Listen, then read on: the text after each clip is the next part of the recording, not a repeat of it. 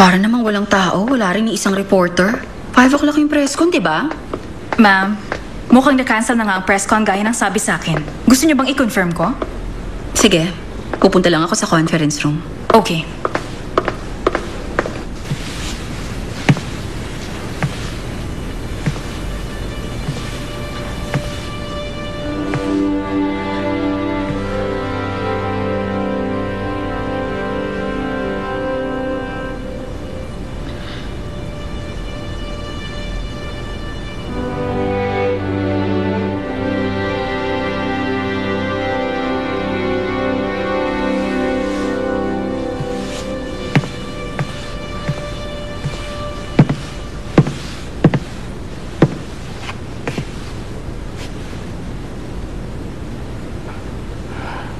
Ako, si Congressman Kang.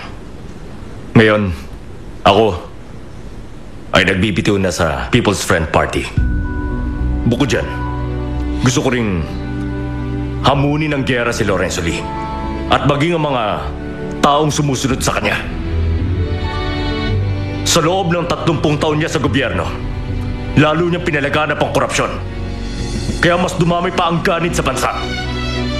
Kapag hinayaan lang ito, sinisiguro ko, masisira na ang kinabukasan ng lahat ng mamamayan ng bansa ito nang dahil sa kanila. Mananatili rin bulok ang mundo ng politika. Maaring dito magtapos ang karera ko sa politika, pero hindi ako titigil. Sinusumpa ko! Ipagpapatuloy ko pa rin ang pakikibaka! Mahirap man to. Handa akong lumaban. Ibibigay ko kahit buhay ko para lang sa pagbabago. Kaya, umaasa ko na kayong lahat ay tutulong sa akin. Samahan niyo ako. Baguhin natin ang politika. Kayo ang tanging makakatulong sa bayan.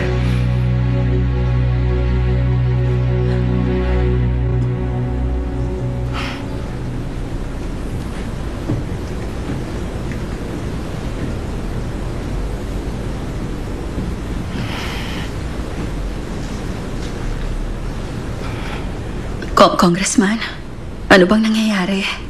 Wala sumama sa atin. Tanging ikaw lang at ako nandito. Nanalo si Chairman Lee. Pasensya na.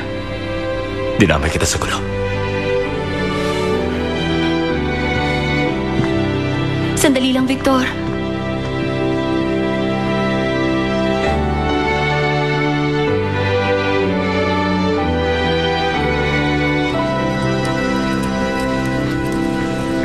Maureen, tapos na ba yung press con? Ba't umalis na yun? Uy, Maureen.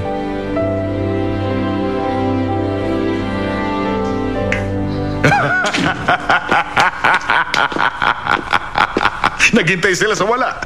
Wala man lang pumunta sa press con nila. Tapos na ang karir ni Congressman Kang ngayon. Kaya pasensya na lang siya.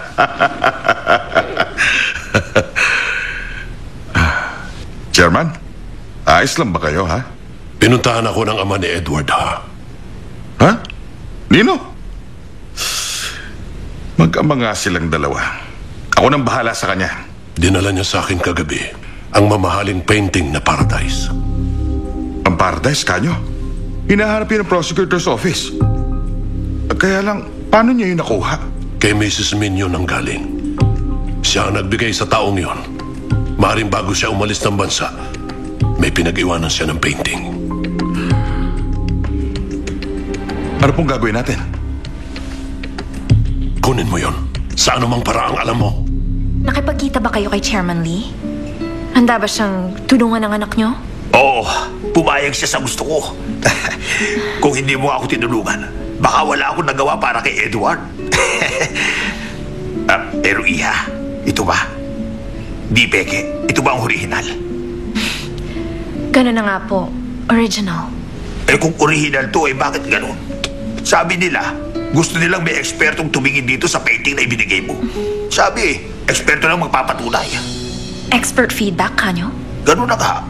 Pero kung original na ibinigay mong painting sa akin, eh di walang problema. Tutulungan nila ang anak ko. Mr. Chef, kung magkakaproblema, gawin niyo ang sinabi ko. Ang alin? Kang sumimangot. Pangit ka. Nagkamali ako sa pagpasok sa politika. Kung merong dapat magpolitiko, ikaw lang ang sasabihin ko at wala nang iba pa. Bakit mo nasabi yan? Ang isang taong gaya mo, masyadong mataas ang standards, lalo na pagdating sa trabaho. Di mo ba yun alam? Ay, huwag mo akong intindihin. Ay, nako, parang nagtago ang stars sa kalangitan ng Seoul. Baby, you're all that I want when you're